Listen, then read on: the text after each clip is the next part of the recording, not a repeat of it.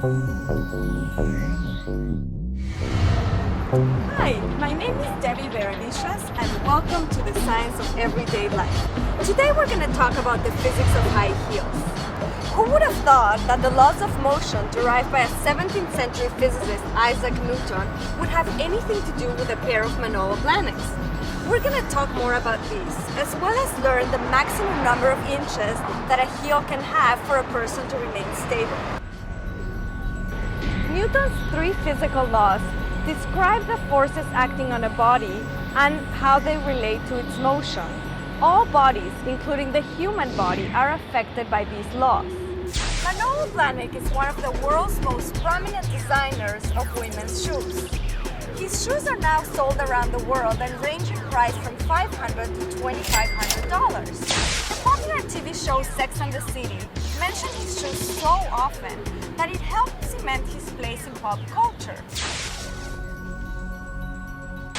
Pressure is directly proportional to the force acting on a body and inversely proportional to the area in contact with the force. In the case of people wearing high heels, all the body weight is applied to the ground through the surface area of the shoe in contact with the floor. Because a stiletto heel has such a minute area, about 1/16th of a square inch, the pressure it applies to the ground is enormous. In contrast, an elephant's foot has an area of about 40 square inches. So despite its heavy weight, the pressure it applies to the ground is lower because the force gets distributed across a greater area. Unlike with a stiletto heel, when we wear a platform shoe, we distribute more of our weight across a wider area. Therefore, the pressure we apply on the ground gets much smaller. Newton's third law says that the pressure we put on the ground puts back on us.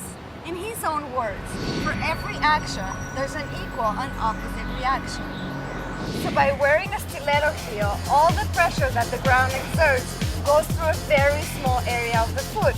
That's why wearing stiletto heels can be a balancing act between the forces of the ground and the force of gravity.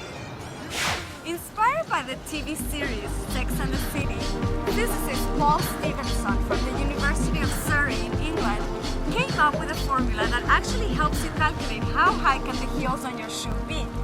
His calculation shows that 5 inches is about the maximum height that a heel can have for the wearer to remain stable. Now you see that science is everywhere, even in your stilettos.